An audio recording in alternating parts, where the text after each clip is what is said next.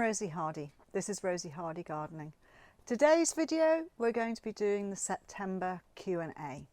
So we have had quite a few questions coming in from our watchers, and we will start off with the first one here, and this is about Crocosmia. This person has asked, do you deadhead the flowers or just leave them alone? And also, what is good to feed them with? So I'll start off with deadheading. With Crocosmia, you can deadhead, but it isn't really going to help them put on any extra flower. A lot of people leave the deadheads there because they actually look quite architectural, and they can be cut and then dried and used for dried flower arrangements. If you're going to feed something like Crocosmia, I would do it in the spring when you see the new shoots coming through, and then maybe a couple of times in the season. They need something which has got high potash, so something like sulfate of potash, or maybe one of the seaweed foods, something like Maxicrop, would work really well. This one is, somebody likes their Gora, but unfortunately they want it at the back of the garden. It seems to be in the front of their garden borders, and they want to know how to get it to go back. The answer to that is it may be the fact that the plant is leaning and searching for the sunlight, and the only way of keeping it back is by staking it up. Or in the spring, when you see the plant regrowing, you can lift it and physically move it further back in the border and then give it a slightly higher staking so that it will stay nearer the back of the border. That's as best as I can help you, I'm afraid. This one is, when is the best month to cut my lavender back? Now, it's better if you go by season rather than actual month, because the month seems to be changing. What you're really looking for is you're looking for the time when the plant has got the least amount of flower on it. So you are talking mid-end of September for cutting them back. So this is the start of, or middle of autumn, I suppose, is the best way of describing it. So that is the time to be cutting it back, and there is another video which you can watch where I show you how to cut the lavenders back, so please do look at that. This question is about Nepeta, and it's whether or not you transplant and divide in the fall or the spring. So this must be from somebody who is in the USA or Canada, because we call it autumn or spring. And he said there's got one that is too big for where he wants to divide it, and wants to know whether he can do it now or wait. Well, the answer is they can be divided both. You can divide either in the fall or the spring. It really depends on how cold your garden gets down to and how quickly it gets cold. If you are fine for another month and it's not going to be really freezing, then by all means divide it in the fall or the autumn. Otherwise, wait until the spring and divide it then, and they are very easy to lift and divide. This is a question regarding follow-up of the lavender cutting back video. And the person in chat said they found it very, very useful, and they had a Santolina, so they did that as well. And they use a hedge trimmer, but they really liked the long-nosed pruners that I use, and wanted to know if they were good for deadheading and for anything like small shrubs going through. Can I recommend a make or size? So these are the pruners that are in question. They are known as fruit pruners.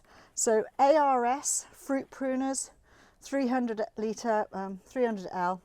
So they are really nice, long, double-sided blades. So basically you've got a blade there and a blade there. They can be sharpened, really easy to handle. They are a fantastic pruner, and you can use them on material up to as thick as my finger here. So somewhere around about 20 to 30 millimeters, I would say you could use them on, but they are really, really good for cutting dead heads, for doing cuttings, for small trimming up of shrubs, etc. So hopefully that has helped you. ARS pruners, and there are other varieties out there, but I found these to be the most reliable and best made ones. This is someone asking me to do a video of what to plant underneath pine trees where the soil is dry, which is in the Midlands. in the UK, and would really value help of flowering shrubs or perennials that can be put in such conditions. Well, there is something that springs to mind straight away, and that is the cyclamen hedgerifolium or cyclamen coum will grow in those sorts of areas. Aster cordifolius will grow in that type of area, so will Brunera. So there are quite a few plants that you can get in there. It depends on the heights that you're wanting of things, and we can look at it and think about doing it as a video for you at a later date. This is a question regarding ferns. The person in question has got 2 of the ferns on the that I've pictured on the fern video, and also has a freebie one that is growing out of a north-facing wall and wanting to propagate them. Now, ferns in a shady garden are brilliant, and they are very, very useful. Once the plants have got quite large, then you can sometimes just divide them up like a normal herbaceous perennial. Other ones put on little plantlets along the fronds, and you can take those plantlets and you can divide them that way. Then there are some which are really not that easy, so the only way is by taking whatever they have produced in the way of spore on the underneath of the actual foliage. So if you look at the blades, you turn them up and you'll see little brown patches. Those are the spores, and they need to go quite dark coloured, and you then place the actual leaf, you cut it off the plant, you place it onto compost, onto a seed or cutting type medium, and then you just lay them there and you leave them just moist but not absolutely soaking wet, and you have to leave them for probably a year, and then eventually you will find you get little plantlets coming up from there. But the easiest way is if they are a form that you can divide a bit off, then that is great, or if they have their own little plantlets on the leaf blades, that is much, much better. They are technically fronds. Sorry, I used the wrong terminology. So they are fronds, and you will find those on the side. This is someone again about Gora, which, as you know, has changed to Oenothera, and wanting to know, once they have trimmed the flowers off for it to be ready for the winter, do they keep watering it through the winter months? And the answer to that is simply no. Do not keep on watering. It needs to dry out through the winter months and just absorb whatever rainfall you get. So let it dry out once you have cut it back. Following on from the Redbeckia video that we've just done, someone has said that they bought Redbeckia and they were called Summer Redbeckia. Now, these are annuals. They are not perennial types. And so that means that they are not going to survive, and they're not going to survive. This person is in Norway, so they certainly wouldn't survive the winter out there. So they are a type that you would have to do from seed every year, because that is what they are bred to be.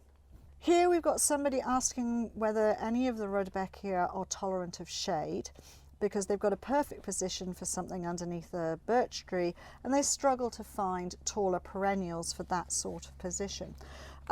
There are 1 or 2 of the Redbeckias that will tolerate a bit of shade, as long as it is not a dense, low canopy.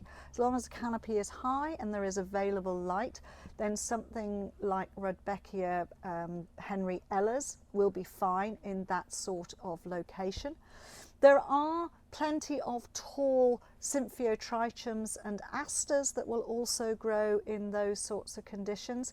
So something like Symphyotrichum turbinellum will go in a shadier spot. Something like Aster cordifolius will go in a shadier spot. So there are other tall plants you could get to grow in those conditions. This one again about Redbeckia. This is Redbeckia goldstem, and the leaves always get rust. And it seems to get rust midway through blooming. She removes them, puts them in the garbage bags, but each year she ends up with rust on the end of the Redbeckias. Rust on Redbeckias is not always that common, but something like Redbeckia goldstem can become very much pot bound, or gets very, very dry. And therefore, if you're growing it in a container, it needs to be moved on quite well. It needs to be watered well. If it's in the ground, you need to make sure that it doesn't get into any struggles. It needs to be watered because it is a form that really likes a lot of moisture, and usually when it's under stress is when it will get the rust. So looking at this, it's always in the middle of the summer, so I'm assuming the plants are getting a bit dry. That is the one thing to do. The other thing to do is make sure as you're watering them, give them something like maxi crop, something which would not give them loads of nitrogen, but it just gives them a little bit of food so that they are able to cope. Or you can use one of the biostimulants that are available out there, which are basically like a food but have extra stimulants to the plant to make the plant be much more healthy. Thank you very much for watching, and please do subscribe to the channel.